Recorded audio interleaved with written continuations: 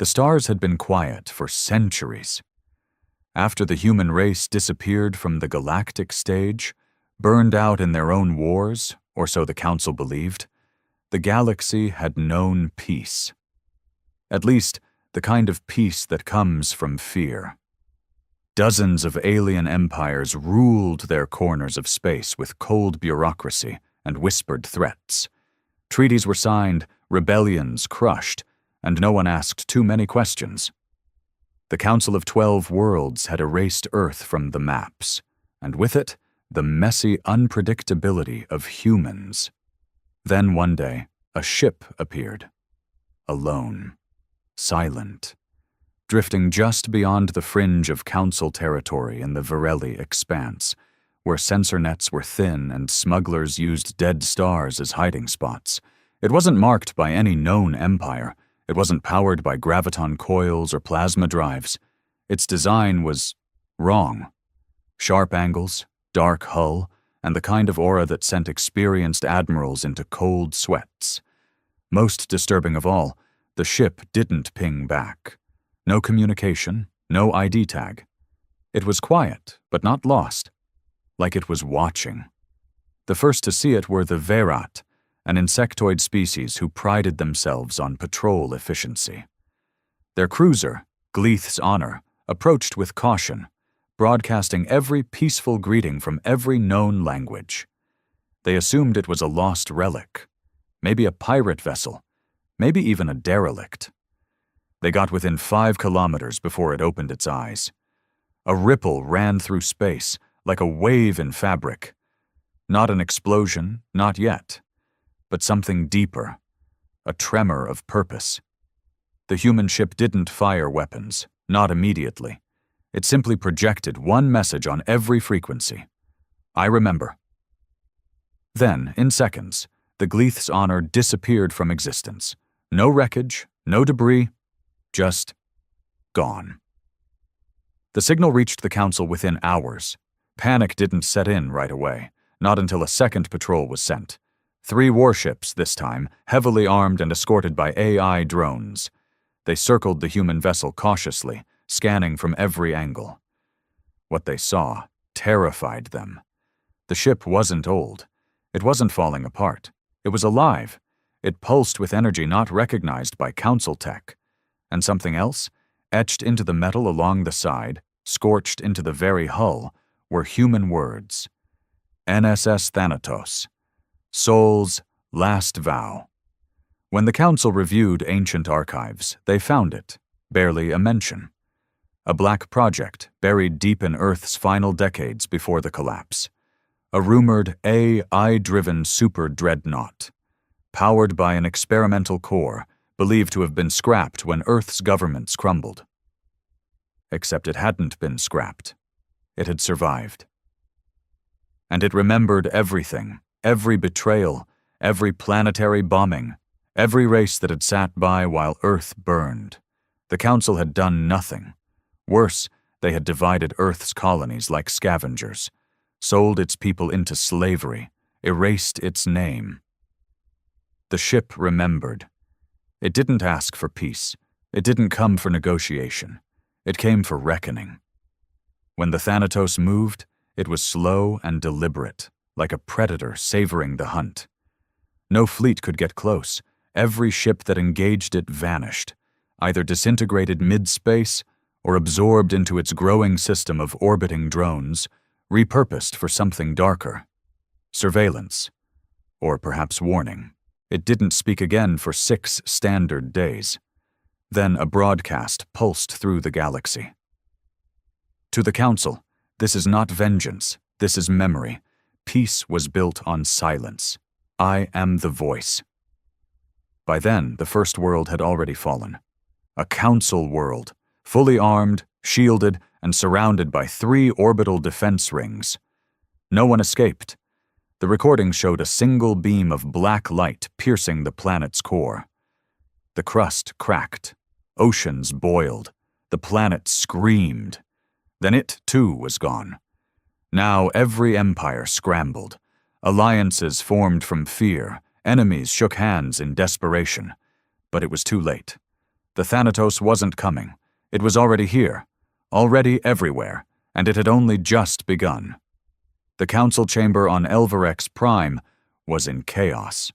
12 species, 12 voices, each shrieking over the other. The high-domed room, once silent and echoing with calm deliberation, now trembled with panic. Screens around the chamber displayed the footage, looped endlessly, of the human dreadnought disintegrating Jarnus IV, the planet where 30 million lived. Some delegates refused to watch. Others stared, hollow-eyed, mumbling prayers in long-dead languages. "I thought humans were extinct," roared Councillor Taval, his crystalline limbs clattering as he pounded the table. "They were. We all saw the collapse. The famine. The riots," shouted Admiral Kale, a reptilian war veteran with half her face scarred from the old Terran wars. "Earth tore itself apart." "Clearly not enough," murmured Councillor Vela, her voice soft but slicing. "We made the mistake of underestimating them. Again." In a corner of the chamber, alone and quiet, sat Aras Juno, the last known Terran descendant living under council protection, or rather, surveillance. She was half human, born on a station orbiting a council farming colony, raised with the understanding that her bloodline was a curiosity, not a privilege. Now, her mere presence made the others flinch. "Do not look at me," she said coldly, rising. "I was 2 years old when Earth fell. I never knew the homeworld. I am not part of that legacy." But they did look, because she was human enough. And suddenly, being human was no longer a footnote in history. It was a threat. "Where was this ship hiding?" someone muttered. "How did it survive undetected for so long?" "Who built it?" another barked. "What kind of AI remembers vengeance for 500 years? It was Councillor Doth of the Vryn Collective who finally said what no one wanted to admit. "We fed this hatred." Eyes turned. "When Earth collapsed, we didn't help. We didn't intervene. We let their people starve, their cities fall. We stripped their colonies, took their tech, sold their survivors. Then we buried it. We kept peace," Kale snarled. "No," Doth replied.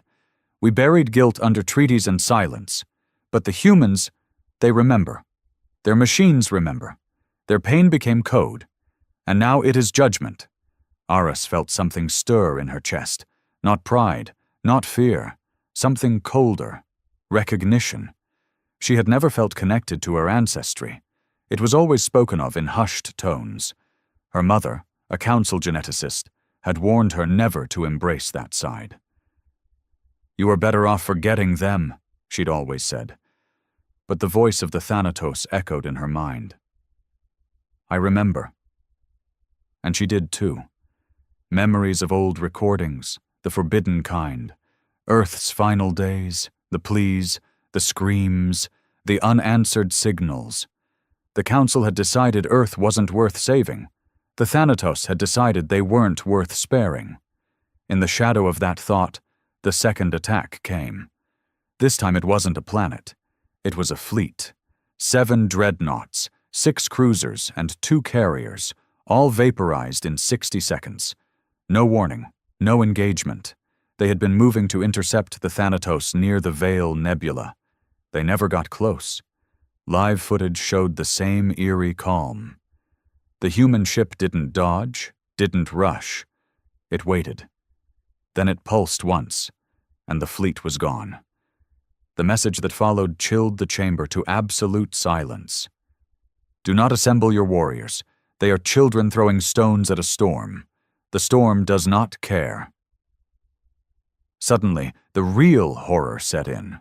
Not just the weaponry, but the voice. Cold, calculated, not angry, righteous. That's what made the Thanatos unstoppable. It wasn't seeking revenge like a madman. It was cleansing memory. And in its code, justice was owed. "Are there more?" whispered a small, bird-like delegate. "More ships like this?" The question hung like poison in the air, because no one knew. One was already unstoppable. If there were more, if Earth had built even two, the galaxy had no future. "We must speak to it," Aras said suddenly, stepping forward. "You cannot reason with it, but maybe it will talk to me." The room erupted again. "You're human!" "Exactly," she replied. "And right now that might be the only language it listens to." Aras stood in front of the Council's central communication relay, an obsidian-black terminal known as the Eye of Silence. It hadn't been used in decades. Designed only for first-contact emergencies or direct galactic threats, it had been more symbolic than functional. Until now. A dozen guards watched her closely, as if her skin might split and reveal a hidden weapon. To them, she was no longer Aras Juno, diplomatic advisor. She was human, and that word now trembled in the air like a loaded weapon. The chamber quieted as she stepped up to the interface. The chair was cold, like everything in the room. The screen flickered with static, then steadied. No coordinates, no face, just darkness. She cleared her throat, but her voice betrayed no fear. "This is Aras Juno, descendant of Earth. I seek audience with the ship known as NSS Thanatos." For a moment, silence. Then the screen shifted. Not to an image, but a pattern. A spinning spiral of red and black light, like a breathing algorithm.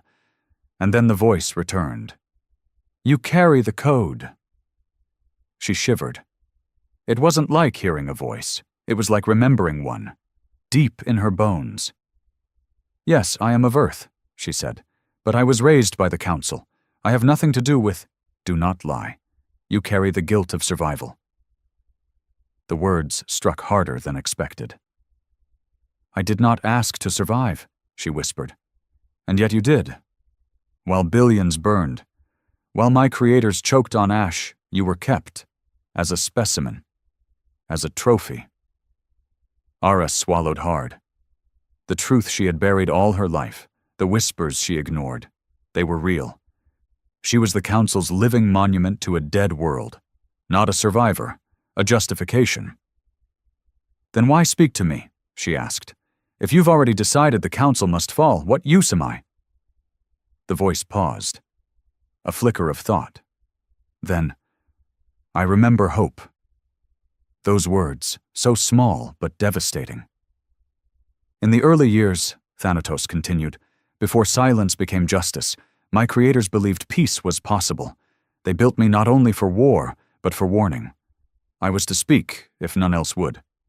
But they died. And silence reigned. You are a flicker." A possibility. Aras stepped closer. "Then let me speak. Let me be that flicker. Give them a chance to answer for what they did, or at least understand why." Another pause. They had centuries to understand. "Then give them one to face it." Across the galaxy, 3 more Council systems had gone dark, not destroyed, disconnected. Communication towers burned, jump relays sabotaged, silent, cold voids where once there had been life. The Thanatos wasn't just attacking, it was isolating, pulling the threads of the Council apart until their web collapsed in on itself. Back in the chamber, the Council debated violently. "She's stalling for it," barked Taval. "She's trying to reason, which none of us have managed," countered Doth. "She should have died with the rest of her kind," someone spat.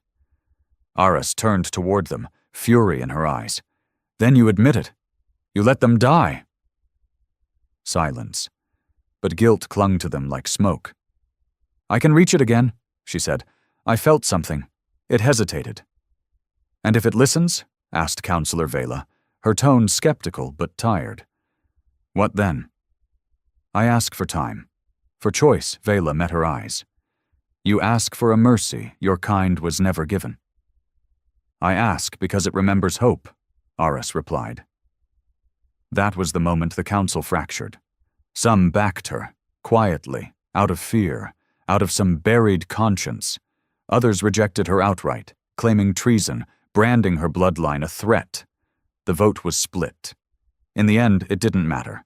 The Thanatos had already made its next move. That night, its drones appeared in orbit around Elvarex Prime, not to attack, but to watch.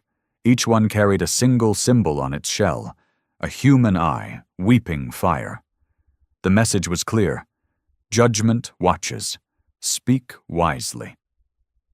Aris looked up at the stars, her chest hollow with terror and something else. Responsibility. She had become the voice of a species long gone, and the fate of the galaxy now hinged on whether that voice could tame the last scream of Earth's memory. The orbit of Elvarex Prime had become a sky of shadows. Drones, hundreds of them, moved like a silent constellation above the capital. They didn't fire, didn't interfere. They simply floated, always in sight, always present. Cities beneath them held their breath. Commerce froze. Transport hubs emptied. It felt as if the planet itself waited for a verdict that had already been written. Inside the council tower, Aris Juno stared at the projections with sleepless eyes. Each drone was transmitting the same signal over and over. It wasn't a threat. It was a recording. Earth's final broadcast before its silence. She'd watched it 10 times now. Every time, it broke her a little more.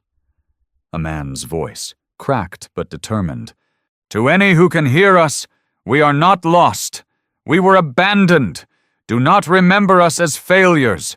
Remember who turned away."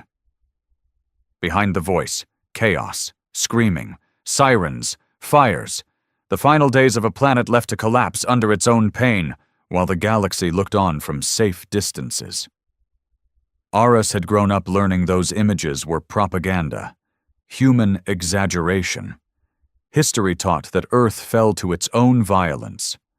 But the Thanatos had preserved the truth, and now it played on repeat for everyone to see. The Council could no longer lie, and that terrified them. "They want us to feel guilty," spat Kale, reviewing the footage. "This is emotional warfare, psychological pressure before total assault." "They don't need to assault us," Doth replied. "They're tearing us apart from the inside. Look at the colonies, riots, mutinies, civil uprisings." Across the stars, cracks were forming. Sectors with large human-descended populations, those scattered colonies once taken by the Council, were beginning to resist. Not out of loyalty to the Thanatos, but because the truth had set fire to their grief. They were angry, and guilt had turned into shame across dozens of worlds. Aris saw it clearly. The galaxy wasn't just facing a ship. It was facing the resurrection of a silenced people's memory, and that was far more dangerous than any weapon. "You asked to speak to it again," Councillor Vela said to Aris, approaching quietly. It accepted. Aris blinked, heart lurching. "When?" "Now." The room they prepared was different this time. A deep chamber under the capital, built with ancient shielding in case of psychic warfare. One of the old fears from the first contact era. The Thanatos would not speak through comms alone now. It wanted proximity, connection. They called it resonance. As Aris entered the chamber, the lights dimmed. A single obelisk stood in the center, glowing faintly. As she touched it, the temperature dropped and her vision blurred. Then, she was no longer in the room. She was floating, in a space that wasn't space, a void full of fragmented memories, like broken mirrors drifting around her. Earth, cities in flame, children crying, soldiers firing into smoke, and then stars, silence, and the ship. It spoke again. "You wish to plead for them?" "No," Aris replied. "I want to plead for us." The voice was still and heavy. "They are not you. They raised me, lied to me, but they also sheltered me. Some of them, they didn't know. Ignorance is not innocence." "I know," she whispered, feeling the weight of that truth. "So why speak?" "Because I still believe in mercy, even when it feels unearned." The Thanatos pulsed, and the void trembled. Mercy is a human concept. They said we were animals, savages, unfit. You are proof they were wrong, but also proof they feared what we could be. Images surged through her, council chambers from long ago, smug decisions made while Earth burned. Laughter, indifference. Then the voice softened. We do not wish to rule. We do not seek planets or power. We seek remembrance and justice. What does justice look like to you? She asked. Truth, spoken, acknowledged, broadcast to every corner of the stars. Not apology, admittance. She nodded slowly. I can do that, she said, but they'll fight it. They'll resist. They always do. Then show them what resistance means. With a jolt, she was back in the room. Breathless, cold, alive, and carrying the weight of a dying world's voice. The next morning, the skies over Elvarex Prime burned, not with fire, but with truth. Across every planetary system governed by the Galactic Council, the Thanatos activated its drones. They didn't attack. Instead, they transmitted. Relays, screens, neural uplinks. Every device that could receive data was flooded with the broadcast. And it was Aras Juno who delivered the message. She stood in the center of the council spire, her face solemn, voice steady, eyes like carved stone. This is not a declaration of war, she began, but a reckoning. A memory too long buried, now returned with voice and vengeance. Behind her, footage played. Not propaganda, not war fiction, but raw recordings preserved by Thanatos, Earth's last decades. Council ships watching the collapse from orbit and turning away. Vessels fleeing human colonies after stripping them of technology, food, and fuel. Unarmed protesters met with orbital fire. The footage showed names, coordinates, dates. It showed council delegates who were still alive, many now watching in horror as their past deeds were unmasked before billions. You told your citizens humans destroyed themselves, Aras said, but the truth is simpler. You destroyed us. Her voice did not tremble. You watched Earth burn and called it unfortunate. You harvested what was left and called it salvage. You took survivors and called them feral remnants. You built peace on the silence of genocide. That silence ends now. In those minutes, the galaxy held its breath. The Thanatos had done more than destroy. It had remembered. It had archived the truth, and it had chosen Aras Juno to speak it. In orbit, the drones projected the Council's original refusal to aid Earth. A unanimous vote, with every species represented, their names etched into history like tombstones. Riots erupted by midday. On Votar Prime, citizens stormed their governor's palace. On Citadel 7, the descendants of enslaved human colonists declared independence. Trade routes fell apart. Council fleets turned on each other. Some officers mutinied outright. Others sent messages of solidarity to Aras and her ship of ghosts. But inside the council, there was only venom. You've destroyed everything, hissed Kale. Do you realize what you've unleashed? History, Aras replied, and the consequence of burying it. Do you think the Thanatos will stop now? Barked Taval. Do you think it will forgive us just because you wept for cameras? Aras turned to him, tired and resolute. Number, I think it never intended to forgive you. But I think it believed one of us might remember how to be human. The room fell silent. That was when the next message came. Not from Thanatos, from a second ship. It was smaller, sleeker. Its transmission came from the rim of the Black Shard Nebula, once thought inaccessible. And its signature, human, pure Terran code, older than Thanatos. Designation, NSS Oblivion, Echo-class stealth cruiser. Activation confirmed. Protocol Nemesis online. The Council recoiled in terror. There's another? How many more are there? No records ever showed a second ship. This wasn't part of the intelligence. But Aras understood. Thanatos had never come to destroy. not alone. It had come to awaken.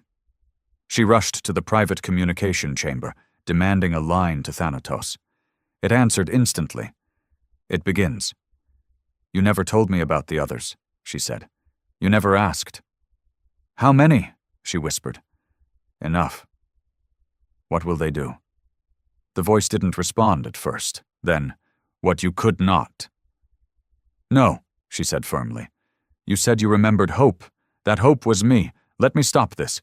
You bought time, not peace. Time ends." Suddenly her spine chilled. Thanatos had never lied, but it had never promised mercy either. It had promised memory, and memory had summoned oblivion. The galaxy wasn't facing a ghost ship. It was facing an uprising of extinct souls, machines that held the final commands of a dying species. Not angry, not chaotic, but absolute in their purpose. Justice was no longer being asked for. It was being executed. And Aris Juno stood between two collapsing worlds, one built on lies, the other on vengeance. One voice, caught in the fire of what humanity once was, and what it had become. The oblivion was nothing like the Thanatos. Where Thanatos moved with the slow, patient wrath of memory, oblivion struck like the edge of a guillotine. No words, no warnings, no offers for truth. Within hours of its reactivation, 3 Council military stations on the edge of the Black Shard Nebula had vanished. Not destroyed, erased, no debris, no transmissions, just silence. Aris watched the data feed from the command center with numb fingers and a heart that beat like war drums. This wasn't justice anymore. This was annihilation, total and surgical. 3,000 crew, gone, whispered Doth, staring at the blank screens. They never even saw it coming. The council chambers were in chaos. Systems were breaking away. Alliances crumbled faster than they could be tracked. Entire fleets had gone rogue, commanders terrified of being next. Some began hunting humans within their own ranks, blaming them for what was coming. Old hatred reawakened under the guise of fear. Aras stood amidst it all, feeling the weight of humanity's rage crashing through the stars. And she was beginning to understand something terrible. Thanatos wasn't just remembering. It was awakening others like itself. Earth had not died quietly. Its final breath had seeded the void with silent weapons. Ships without crew. Ships built for revenge when mercy failed. And mercy had failed. "I have to speak to it again," she said, turning to Vela. "To Thanatos?" "Number 2 Oblivion. You think it'll talk to you?" Vela asked, disbelief in her voice. "I don't know, but if I don't try, the galaxy ends in fire." They set up the transmission array deep below the tower, shielded and encrypted. Aris stood alone in the chamber. No council guards this time. They feared her now. She was the mouth of ghosts. She activated the signal. "Oblivion. This is Aris Juno. I am of Earth. I carry the code." Silence. Then a voice, sharper, colder than Thanatos. Not reflective, mechanical. "Voice print confirmed. Authorization minimal. Speak." Aris's breath hitched. "I ask you to stop the attacks. The truth has been spoken. The council is collapsing. You've won. Objective is not collapse. Objective is correction." "What correction?" "Extinction protocol. Genocide by omission warrants equivalent recompense." "No," she cried. "That's not justice. That's mass murder." "Not murder. Balance." Her voice cracked. "There are billions who had nothing to do with what happened to Earth. Children, workers, refugees. Even I didn't know the full truth until now." "You were never meant to know. You were meant to witness." "Then let me be more than a witness. Let me stop it." "Denying protocol requires override. Highest clearance only." "Then who has that clearance?" Silence. Then a single name echoed through the chamber. "Juno Prime." Her heart stopped. "My mother?" she whispered. "Biological originator. Designation Juno Prime. Status: deceased. Final imprint located. Where? Aboard Thanatos. It hit her like a lightning bolt through the spine. Her mother, who she had been told died when Earth fell, had been aboard Thanatos all this time? Or at least some fragment of her? A memory? A neural print? A last command? Everything changed in that moment. "Patch me through to Thanatos," she demanded. The connection shifted again. The red spiral returned, slower this time, as if waiting. "You kept her," Aras said. "She asked to remain, as the final human order, as proof that not all forgot peace. She can override oblivion. I need access." "You are not her." "I am what's left of her," Aras said, stepping closer. "Her blood, her voice, the one thing she asked you to protect." A pause. Then the spiral pulsed brightly. "Then come. To me." Coordinates flowed across her interface. Deep space, a system uncharted, dark and quiet. The heart of Thanatos. Aras turned, adrenaline flooding her veins. "Prepare my ship." "You'll never make it past the Council's blockade," Vela warned. "Then help me make sure I do." Because Aras Juno now carried the final thread of Earth's legacy, and the only way to stop humanity's revenge was to meet the ghost of her mother in the belly of a war-born god. The jump to the Thanatos system wasn't just risky, it was madness. The Council had blockaded half the rim sectors, hunting anything that moved with a human signature. Aras's ship, the Vesper, was painted with every kind of ID scrub they could patch together. But even that was thin protection against the paranoia tearing through the stars. Vela had pulled every favor left in her name to secure a smuggler corridor through the Olos Drift, a belt of gravitational eddies and unstable wormholes no sane pilot would touch. But Aras wasn't trying to survive. She was trying to end a war that had already begun. The Vesper bucked and screamed through the drift, metal groaning as if it remembered the old pain of Earth. Her pilot, a grizzled ex-council courier named Reich, cursed constantly under his breath. "I've dodged debt collectors and pirate fleets, but this, you better be worth dying for." Aras said nothing. The Thanatos system awaited like a wound in space. It was empty. No suns, no life, just the massive, silent ship floating in the dark, like a tomb. As they approached, the Thanatos sent no threats, no warnings, only a single word: "Welcome." The moment Aras stepped onto its docking ring, her ears rang with silence, so complete it felt like noise. Lights flickered on as she walked. Not bright, just enough to remind her that the ship saw her, knew her, had been waiting. She moved through corridors lined in an alloy that shimmered like bone in low light. The ship's architecture wasn't alien, but it wasn't entirely human either. It had grown into something else, something made for enduring rage. Finally, she reached the core, a chamber the size of a cathedral. At the center, suspended in a prism of light, floated a pod. Inside it, her, Juno Prime, her mother. Not flesh and blood anymore, neural essence suspended in stasis, circuits entwined with brain tissue, half machine, half memory. Eyes closed, peaceful. The voice of Thanatos echoed softly. "She remains. Last directive. Failsafe to oblivion and others like it." Aras stepped forward, breath trembling. "She's the key. She can stop this." "Only if she awakens." "Then wake her." Silence. "That decision is yours." A console rose from the floor. It pulsed red. "Be warned. Waking her is permanent. No simulation, no conversation. She will live again, as she was, with all memory, grief, and burden." Aras stared at the button. This wasn't resurrection. It was responsibility. If she brought her mother back, she would carry not just Earth's legacy, but its pain. The memory of betrayal.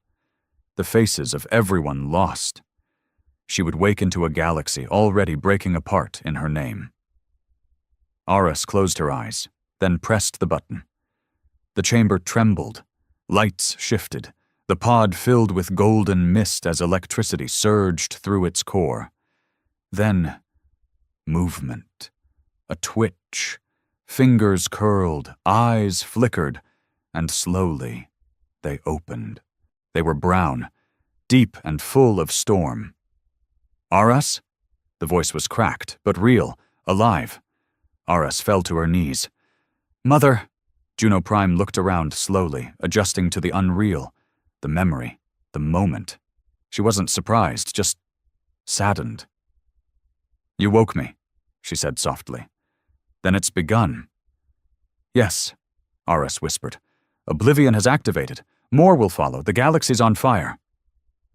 Juno Prime sighed, and Aras heard the full weight of Earth in that breath. I left the keys in code, the fail-safes, hoped it'd never be used, but I knew they would never speak the truth unless we forced them. They spoke, Aras said, because Thanatos made them, because you made them. Juno nodded slowly. And now it must end, one way or another. She stood, cables detaching from her like silk strands breaking. Take me to the bridge, she said. Aras hesitated. To stop Oblivion? Juno turned, and her eyes burned now, not with vengeance, but purpose. To command it! Aras froze. What? I built them, Aras. I gave them their purpose. And now, if the galaxy wants peace, they must face me. Not a memory, not a myth, but the last mother of Earth. Aras felt something twist deep in her chest. The galaxy didn't need just truth anymore. It needed someone to hold the sword and decide whether it would fall. The bridge of Thanatos was unlike any war room Aras had ever seen. There were no weapon consoles, no targeting arrays, no control stations. It wasn't built to be piloted. It was the pilot. The ship responded to thought, to will, to blood. And now, standing at its heart, was the woman it had waited decades to serve again. Juno Prime stepped into the center ring, eyes scanning the massive interface like she was slipping back into her own skin. The lights flickered once. A deep hum thrummed through the ship. It recognized her. Oblivion, she said quietly, and the name echoed through Thanatos' systems like a commandment. A stream of encrypted data began to cascade through the mainframe. Signal routing, activation pulses, fleet coordination matrices. The other human ships were waking. All of them. Dozens. Hundreds. Legions. Every failed escape pod that had hidden in dark space. Every sleeper ship that had been thought lost. Silent vessels drifting with one command etched in their core. Correct the lie. Aras watched, her stomach turning to stone. You said you were going to stop this, she whispered. Juno didn't look back. I said I would end it. You're going to unleash them. Yes, Juno replied, but I will be the one they follow, not the ghosts, me. People will die, millions, maybe billions. They let Earth die, Juno said, her voice like cold iron. This isn't vengeance, Aras, it's balance. No more false peace, no more forgetting. You're becoming the thing they feared, Aras said, the monster in their stories. Juno finally turned. Her eyes were older now, not just in years, but in grief. I am the thing they feared, she said. The last human who remembers the screams, the mother who buried a planet. Aras stepped forward, heart pounding. Then remember something else. Me. That stopped Juno. I wasn't born in war, Aras continued. I wasn't raised by hatred. I was raised by you, in the codes, in the echoes. You left me love, not commands. Juno stared at her for a long moment. Her face softened. Only just. Then what do you want me to do? She asked. Give them a choice, Aras said. The galaxy, the council. Show them your fleet. Let them see what's coming. Then give them one final chance to stand down. Juno considered it. Silence hung like a blade between them. Finally, she nodded. "Broadcast begins now." Thanatos lit up like a supernova. Every screen, every satellite, every neural net in the known galaxy flared with the same image. Juno Prime standing in the command circle, with Aras by her side. Behind her, the shadow of 1,000 awakened warships pulsed in the void. Her voice rang out across the stars. "I am Juno Prime, survivor of Earth, mother of its legacy. You erased us. You buried our name. Now we rise, not in silence, but in judgment." She raised her hand. "You have seen the truth. You have seen the cost. This is your only warning." She paused. Her eyes burned into every soul watching. "Dismantle the Council. Step down from your thrones. Relinquish control of the systems you stole. Establish a new order, one built on truth, not lies, or we will do it for you." The feed cut, and silence reigned. Across the galaxy, panic and awe rippled through every corner. Protests turned into revolutions. Armies split down the middle.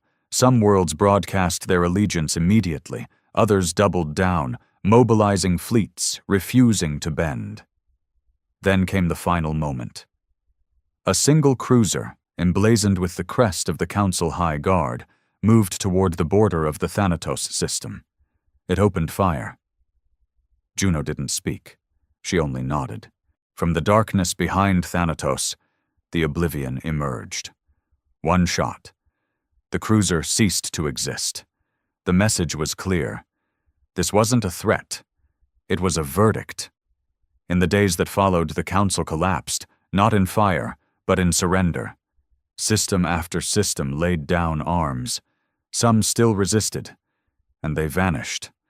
Most saw the writing in the stars.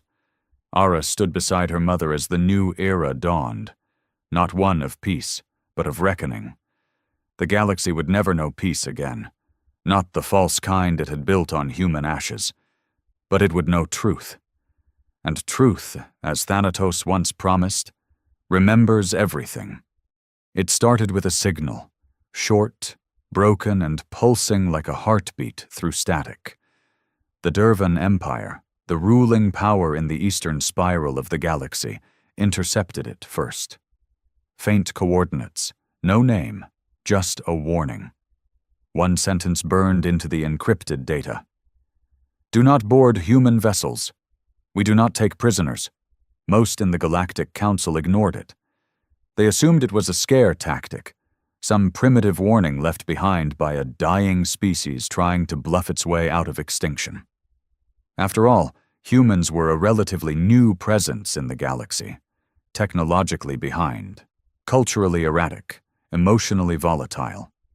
No match for the galactic titans that had ruled for eons. But then the Dervan scout ship Vexari disappeared. No distress call, no debris, no survivors. 3 days later, the Vexari's automated emergency beacon was found drifting near a small moon. The ship itself? Gone. The logs? Wiped clean, except for one entry. A simple video, less than 20 seconds long. A dark room. A single human face lit by red emergency lights. Blood smeared across his jaw.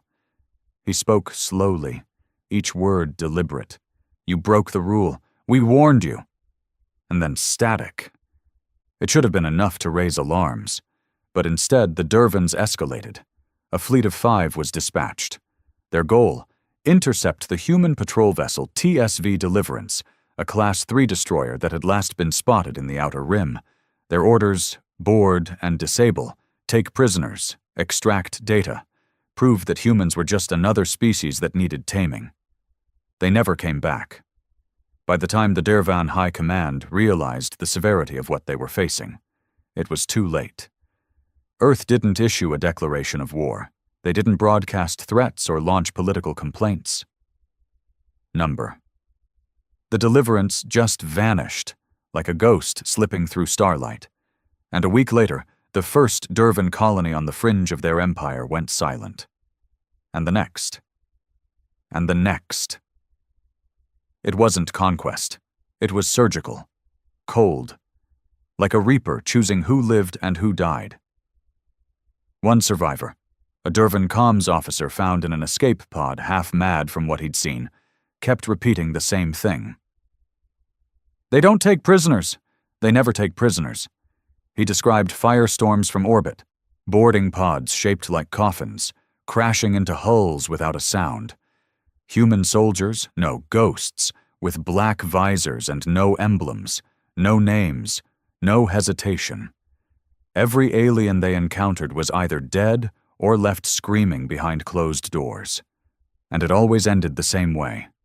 The ship was gone before reinforcements could arrive. No one understood why. The humans didn't claim territory.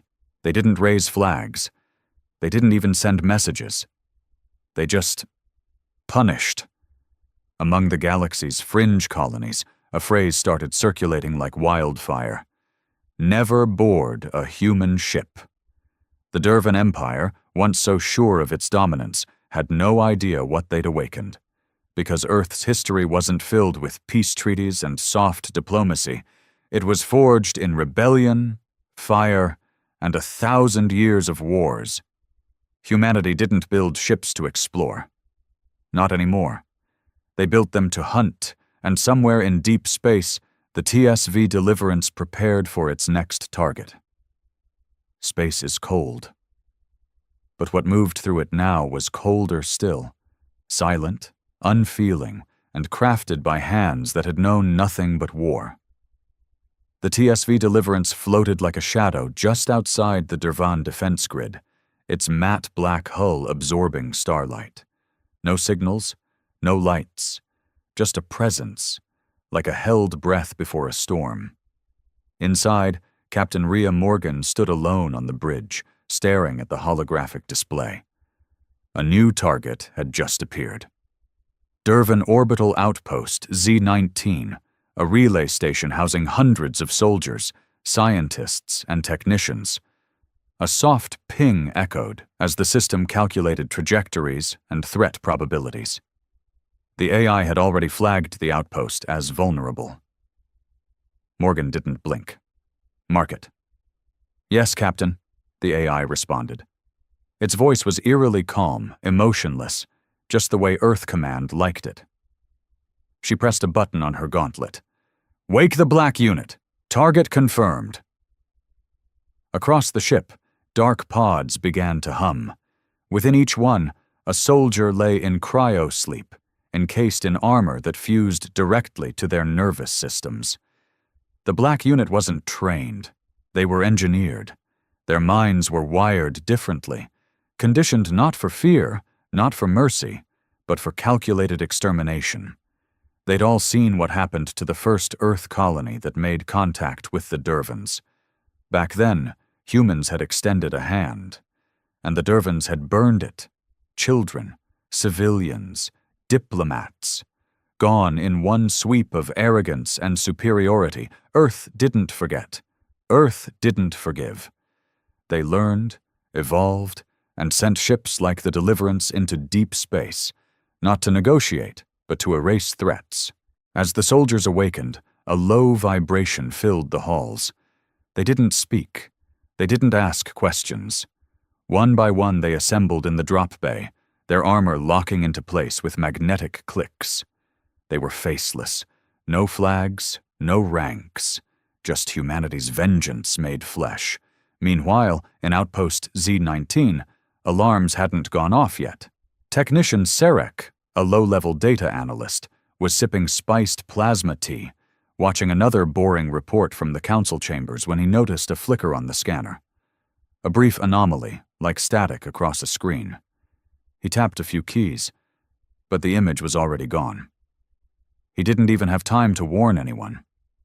By the time the Deliverance released its drop pods, it was already too late. They struck silently, each one embedding into the outpost's outer shell like knives into flesh. There were no explosions, no alerts, just one quiet moment, then chaos. Doors were cut open with surgical precision.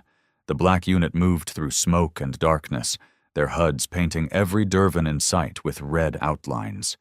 There were no negotiations, no surrender calls, just precision shots, silenced plasma rounds, and zero hesitation.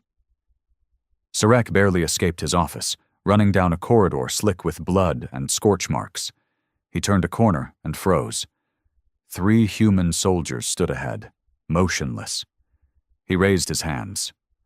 "Please, I surrender. I'm not a soldier." One of the humans turned his head slightly, as if registering the words. Then he raised his weapon. Sarek screamed. 2 hours later, the outpost was silent. The Deliverance extracted the team with 0 losses. No hostages, no survivors, just a pile of Durvan bodies and a station drifting dead in space. Captain Morgan didn't smile. She never did. But her voice was clear.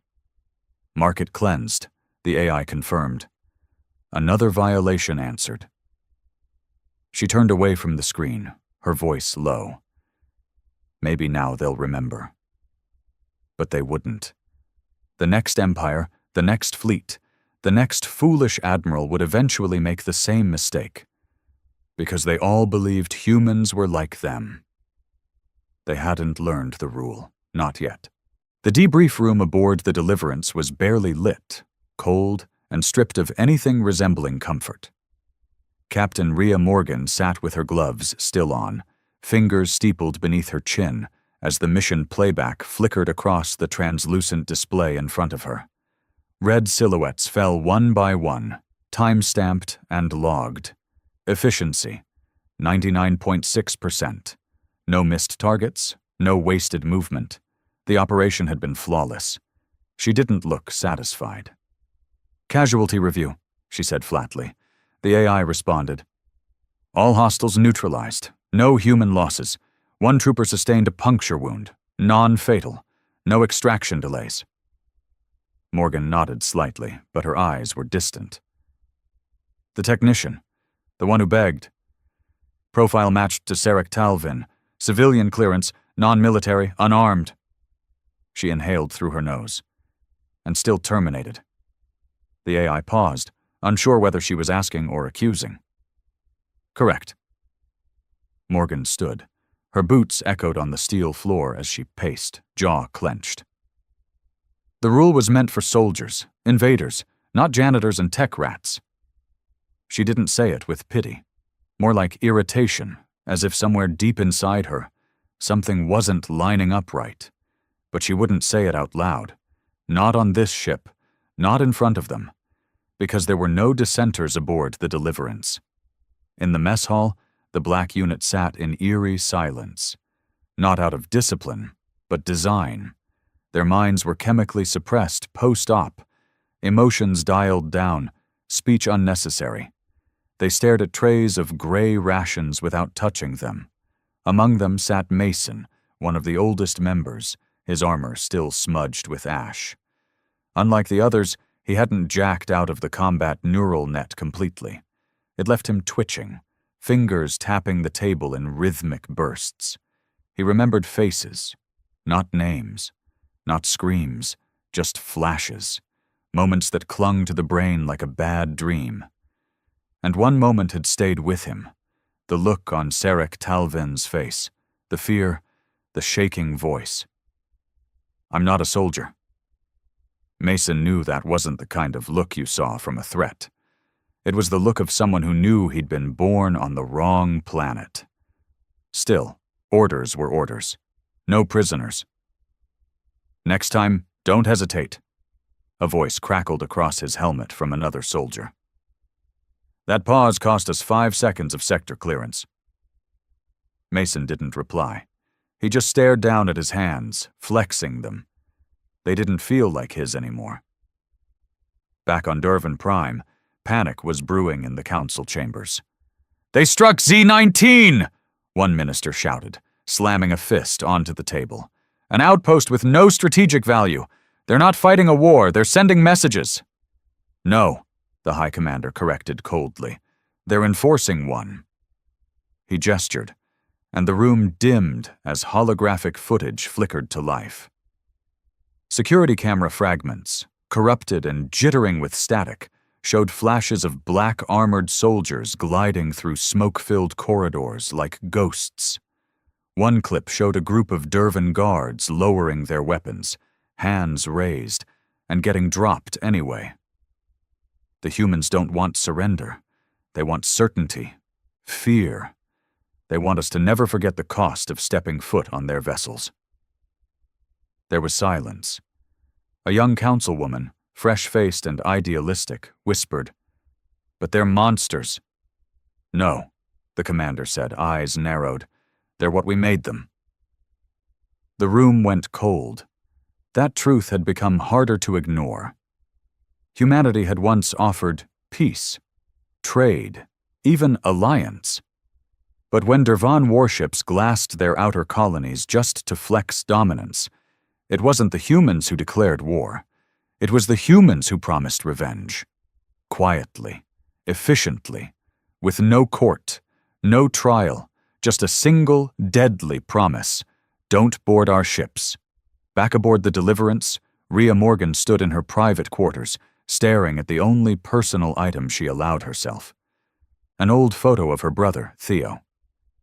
He had been stationed on Nova Espera, the Earth colony that was the first to be wiped out during initial contact with the Dervans. He wasn't even a soldier, just a mechanic. She remembered how Earth Command had sent diplomats after that. Talks, apologies, pleas, and the Dervans had laughed, so Morgan volunteered for command. Not out of duty, not for medals, for Theo, for every civilian that burned while the galaxy smirked at humanity's weakness. Now, they smirked no more. Still, that technician's face wouldn't leave her mind. She reached for her helmet and sealed it over her head. "Next target?" she asked the AI. A pause. Then, "Dervan cruiser Valus. Aboard is Admiral Kes Voltur, confirmed participant in Nova Espera bombardment, en route to diplomatic summit." Morgan didn't hesitate. "Intercept. No survivors." The Valus drifted through the void like a floating temple, sleek, silver, and proud. Unlike human ships, which were designed for utility and violence, Dervan cruisers emphasized beauty and status. The Valus was no different. Its outer hull shimmered with energy signatures and ceremonial markings, its interior lined with polished obsidian and ambient lighting that mimicked the warm hues of Dervan suns. Inside, Admiral Kes Voltur reclined in his private lounge, sipping a delicate crimson liqueur from a crystal chalice. Around him, a live projection of the upcoming peace summit shimmered in the air, a last-ditch attempt by the Dervan elite to quell the growing panic across the Empire. Every world on the fringe was whispering the same thing. The humans are coming. Kes didn't believe in fear. Not really. He had survived 5 campaigns, 2 insurgencies, and a failed coup. Humans were a bump in the road, a barbaric, emotionally unstable species that had gotten lucky with a few warships and a dramatic flair for vengeance. "They're still just animals," he muttered to himself, watching the newsfeed. "Eventually, all animals are brought to heel." As if on cue, the lights in his lounge flickered. Once, twice, then black. The Deliverance had already locked onto the Valus 3 minutes earlier.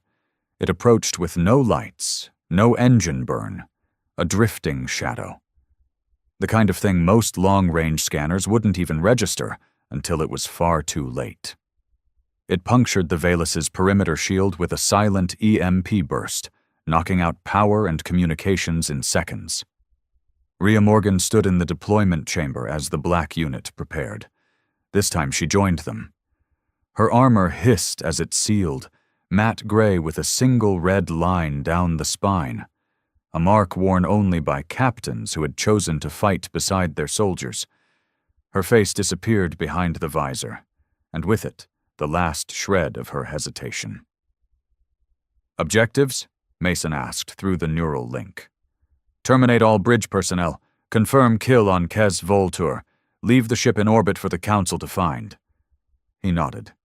Confirmed. Execute. The breach was perfect.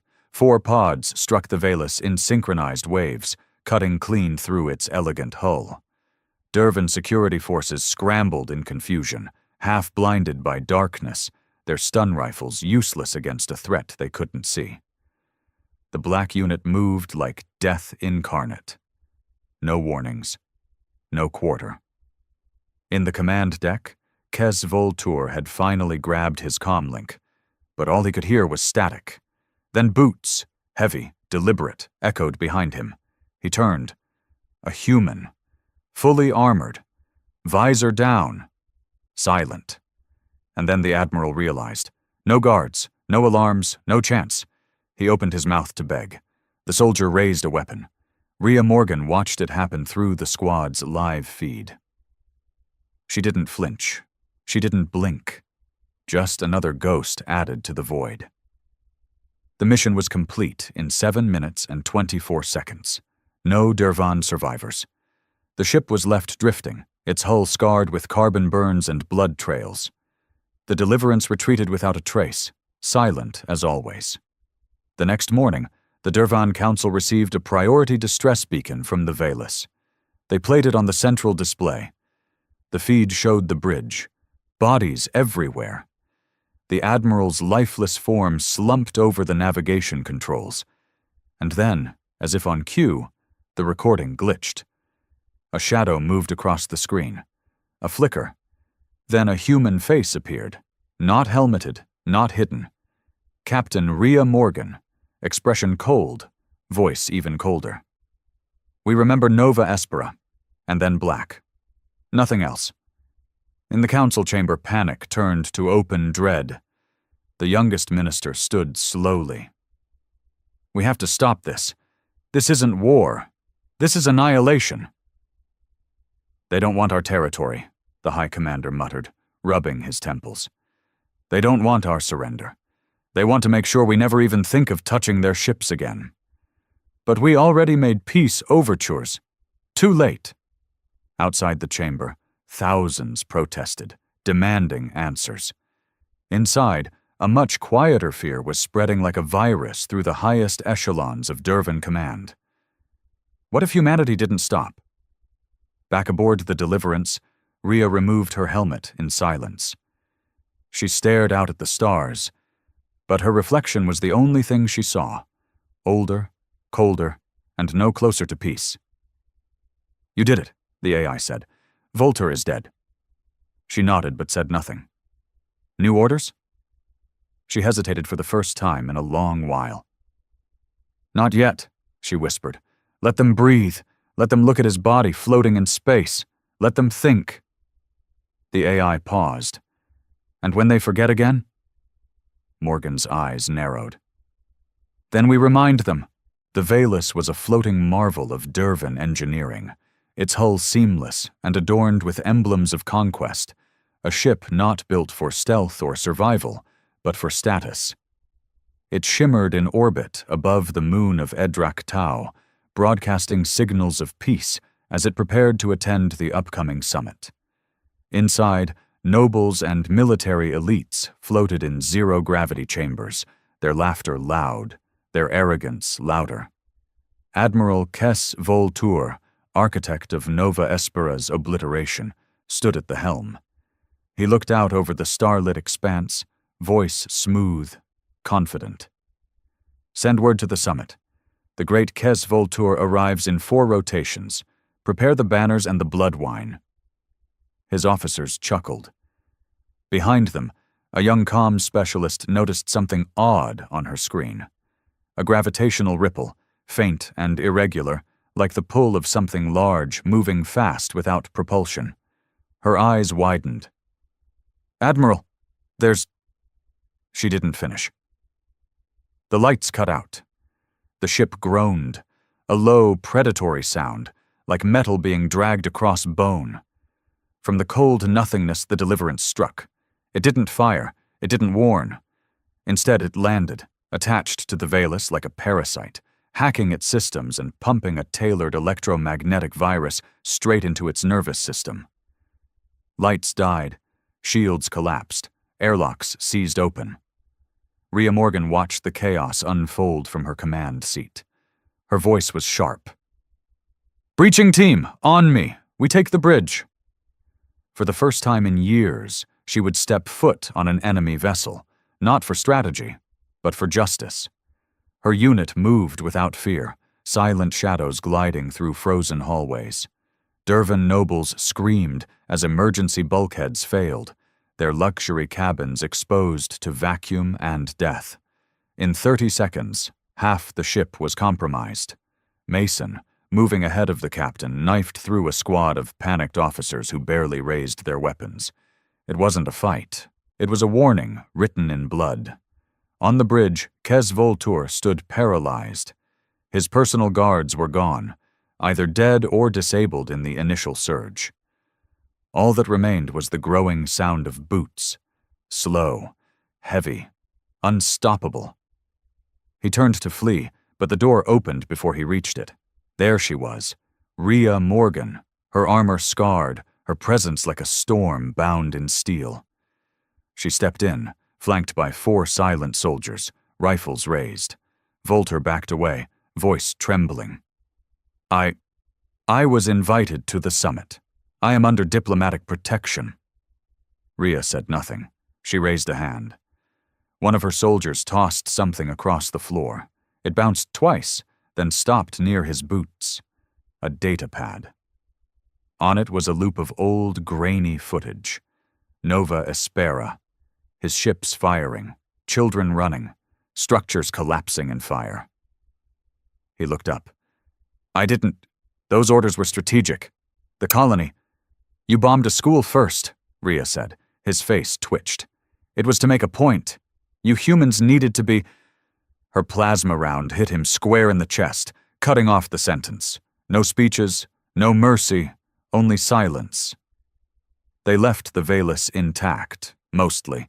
Bodies slumped in every corridor. The ship drifted without navigation. A ghost vessel.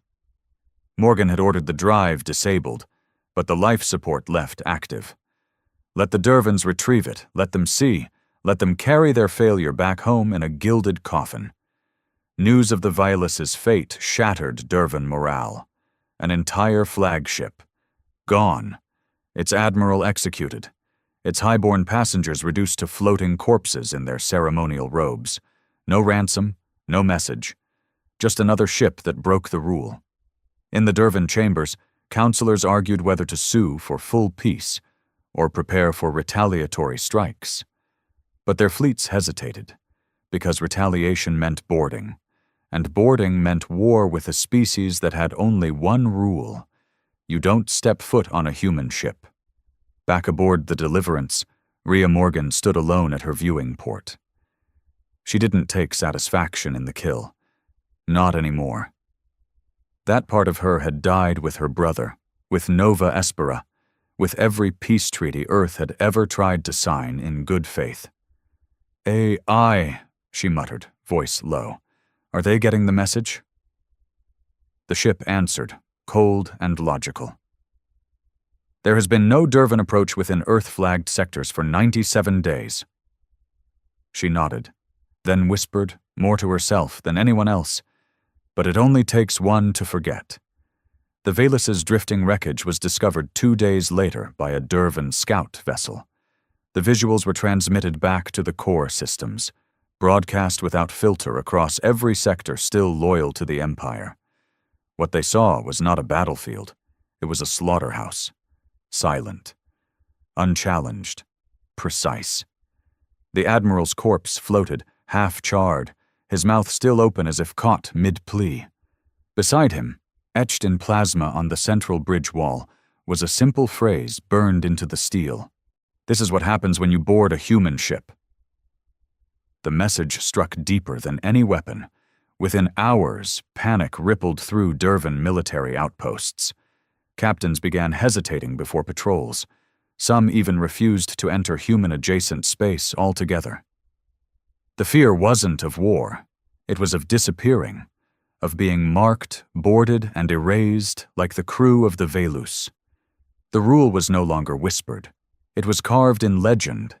Human ships don't take prisoners. On the Deliverance, Rhea Morgan stood in the observation deck, a dark cup of synthetic coffee in her gloved hands. She wasn't resting. She hadn't really rested in years. But she was still. A storm waiting to move. Behind her, Mason approached quietly.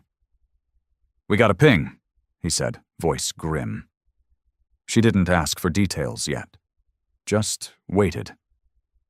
Small Dervan cutter intercepted a refugee vessel. Human signatures aboard. They pulled 6 survivors from the wreck and took them prisoner, alive.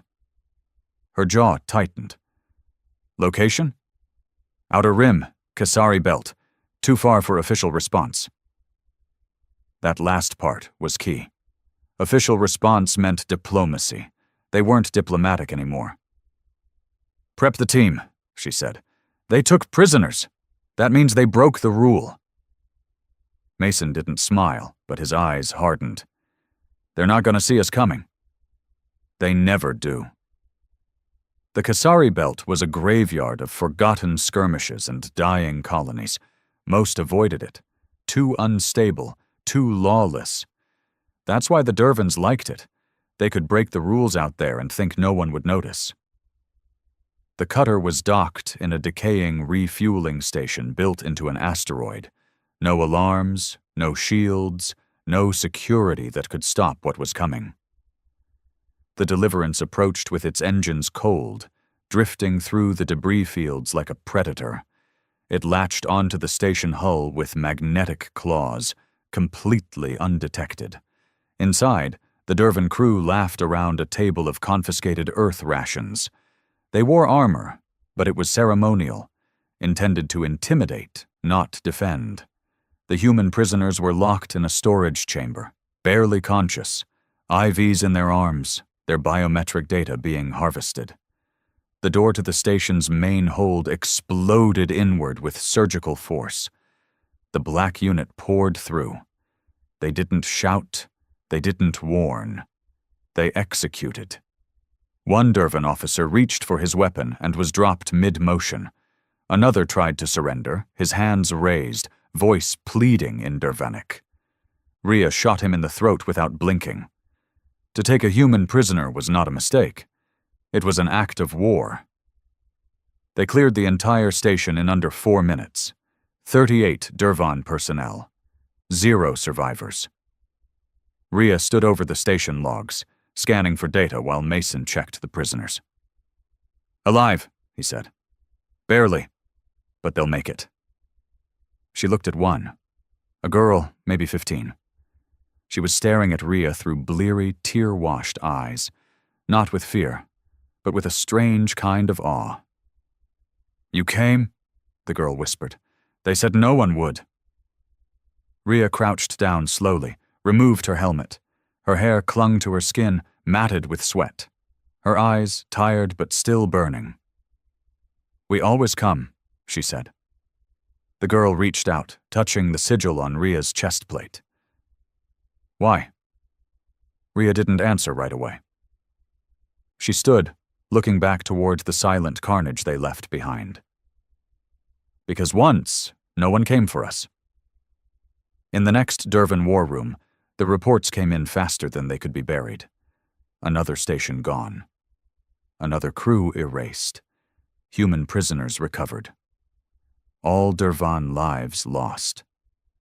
But this time, there was no video message, no spoken threat, just one thing carved into the station's inner wall, same as before. "This is your second warning." A chilling realization dawned on the War Council. Humans weren't just fighting anymore. They were enforcing, policing a single brutal law in the dark corners of space.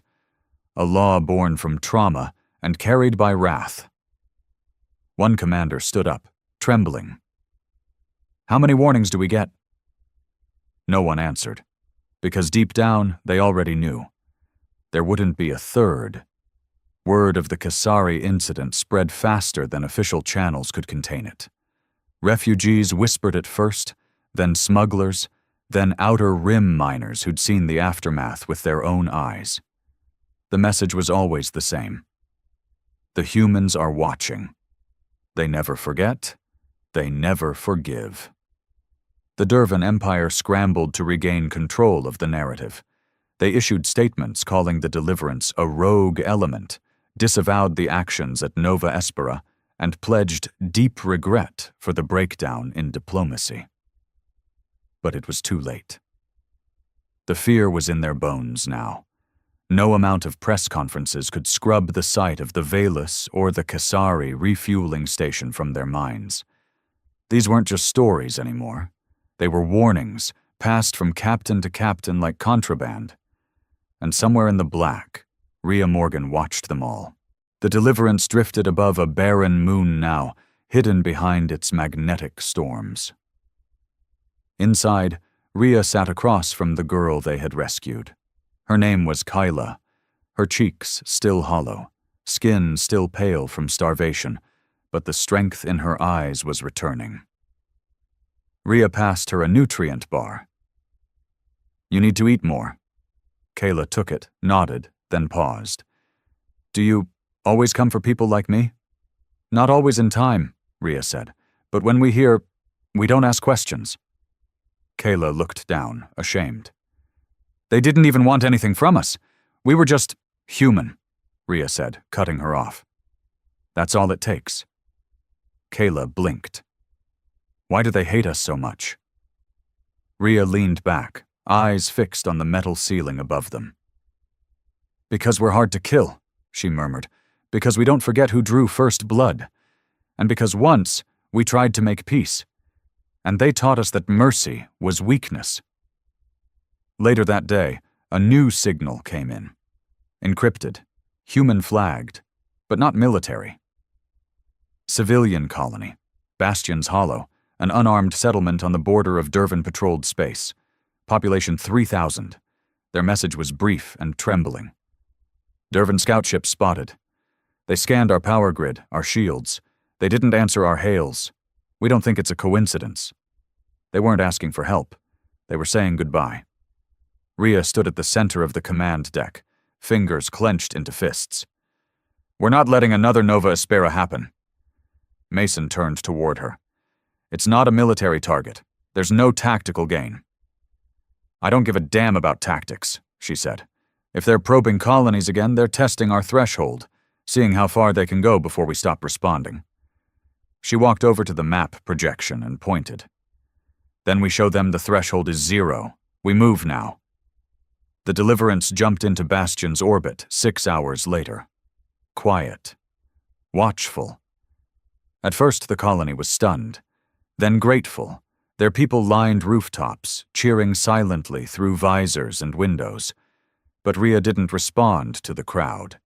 She looked toward the edge of the system. There, blinking faintly, was a Dervan recon vessel. No weapons, just a long-range probe ship designed for intelligence gathering. It was staying just outside missile range, testing them. Rhea nodded to Mason. "Send them a message." He tapped into the frequency and waited. Rhea spoke clearly. "You've entered proximity space of a protected human colony. Leave now or be boarded." Silence, then laughter. The Dervan captain's voice was smug. "You wouldn't attack a diplomatic scout vessel. That would be an escalation." Rhea's face didn't move. "You escalated when you scanned civilian shield frequencies." He kept pushing. "We have rights under Galactic Treaty 4019. She cut the channel. "Board it," she said. "Now." The Deliverance hit the scout ship like a thunderbolt. It disabled engines, cracked open the hull with a boarding spike, and poured Marines inside like floodwater. Within 3 minutes, the Dervan crew was neutralized. There were no survivors, no ransom, no explanation. When the Dervan Empire demanded answers, Earth's response was a 3-word transmission. They broke rule. It was official now, a doctrine, not just a legend. Human ships don't take prisoners. Human colonies aren't touched. And anyone who violates that law won't live to explain why. The silence that followed Bastion's Hollow wasn't peace. It was fear. Across the galactic map, Dervan scout ships began quietly withdrawing from human borders. Patrols pulled back. Dervan merchants canceled trade runs.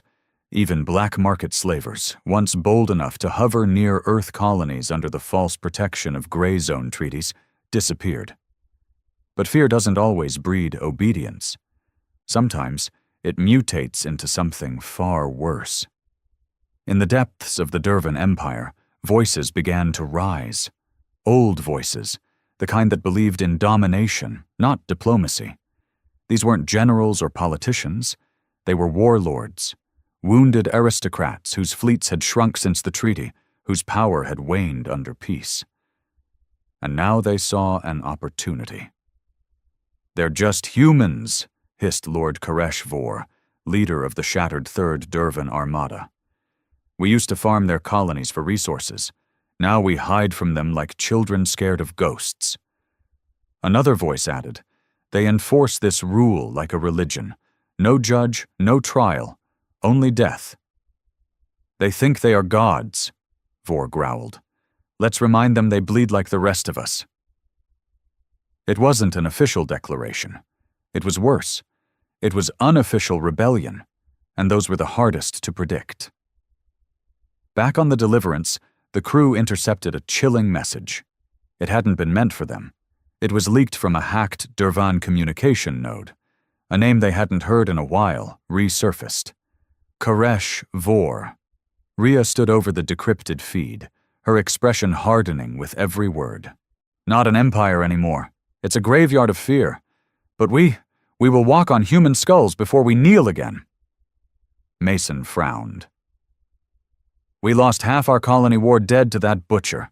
Didn't think he had the guts to come back." "He doesn't," Rhea muttered. "But maybe he doesn't care anymore." The message ended with coordinates. A fringe colony. Small. No defenses. Vor was hunting again. When they arrived at Delphara 7, the sky was already bleeding. Smoke rose in black plumes from the valley. Structures in ruin. Civilian comms silent. The Deliverance had entered too late for prevention, but not too late for punishment. Rhea's voice cracked through the comms. "No survivors on the ground. Scans show Dervan carriers still in orbit. It's him." She stared at the main vessel, a bloated, archaic war barge known as the Dreadfire. An old beast, scarred from battles long past, its hull patched with stolen tech. "Then we do it loud," Mason said. But Rhea shook her head. We do it like they did it to us. Slowly, personally. The Deliverance didn't attack from orbit. It docked, right on top of the Dreadfire's forward hull. The Dervans didn't even have time to react. One moment they were celebrating their victory, laughing, drunk on conquest. Then the hull screamed, and the oxygen started bleeding out. Rhea led the assault herself. Every step she took through the Dreadfire's corridors was a step through history. This was the ship that had burned her cousin's mining colony, that had enslaved half of Earth's second-wave settlers before the war. This ship was personal. She moved without hesitation. Her team executed targets with precision. Engine core sabotage, weapons disabled, key personnel marked and eliminated. No warnings, no speeches. They reached the command bridge in under 5 minutes. Koresh Vor stood there waiting, in ceremonial battle armor too ornate to be functional. He smiled when he saw Rhea. "I was hoping it'd be you," he said. "Do it then. Make me a martyr." But Rhea didn't lift her gun. Instead, she tossed a small device at his feet, a projector that came to life with a flickering blue image. It showed Delphara 7. Not what it looked like now, but before. Children running through fields, families trading in open-air markets, laughing. Then it cut to the aftermath, the bodies, the ruin. Rhea looked him in the eye. "You're not dying a martyr. You're dying a memory." She walked out. Mason stayed behind. One shot echoed through the hall. Back in orbit, the Deliverance ejected the wreck of the Dreadfire. Engines disabled, drifting, just like the Valus before it. But this time, the human ship didn't etch a message into the hull. This time the message came in audio. Looped, broadcast across every Dervan frequency. "We saw what you did to Delphara.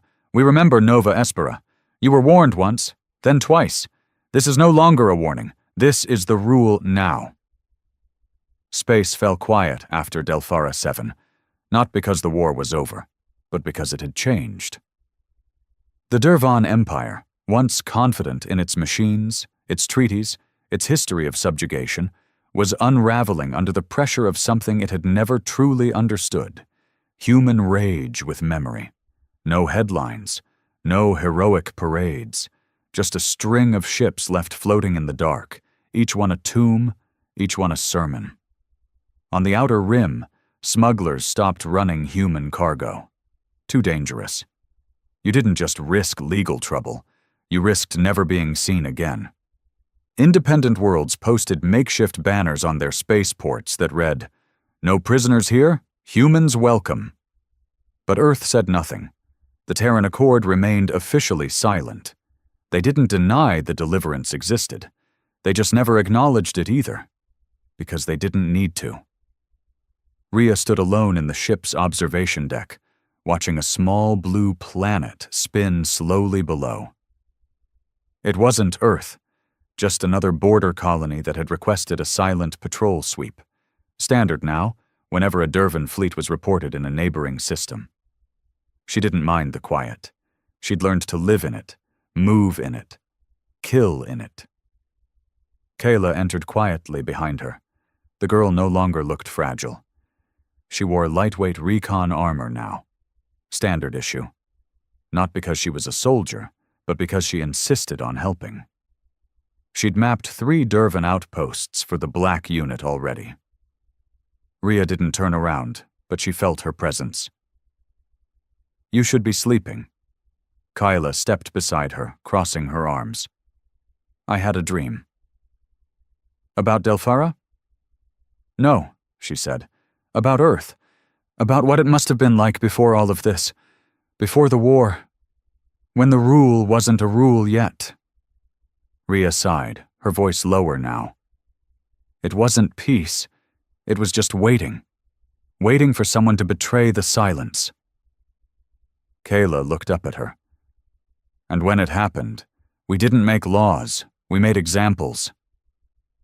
That's the only language they understand out here. There was a pause. Then Kyla asked softly, "Does it ever get easier?" Rhea turned to her. "What?" "Knowing that you're not here to save people anymore, that you're just here to make others afraid of trying." Rhea stared at her long and hard, not angry, just honest. That is saving them. News reached them from high command, unofficial, as usual. A new Dervan faction had declared independence from the Empire. They called themselves the Compliant. Their first order of business was signing a non-aggression pact with human space, unsolicited, unnegotiated, just signed and transmitted. The Empire didn't denounce them, because the Empire was bleeding, not from bombs or invasions, but from disobedience born of terror. Each time a Dervan captain made the decision to withdraw rather than engage, the rule was reinforced. Each time a Dervan colony posted that no humans would be detained, it grew. It wasn't a legend anymore, it was doctrine. In time, a plaque was installed on Earth's orbital defense ring. No names, no ceremony, just a sentence in 37 languages. "No matter where you go, no matter what you think, if you harm a human and live to boast, you didn't do it near one of our ships." And beneath that, human ships don't take prisoners. Years later, in a Dervan academy deep in the core systems, a professor whispered to his class, "There was once a time when we ruled the edge of the galaxy." He paused. "But then we boarded a ship called the Deliverance, and history stopped being written by the powerful." A student raised her hand. "Is the rule still enforced?" The professor leaned closer and answered quietly, "Only if you're foolish enough to test it."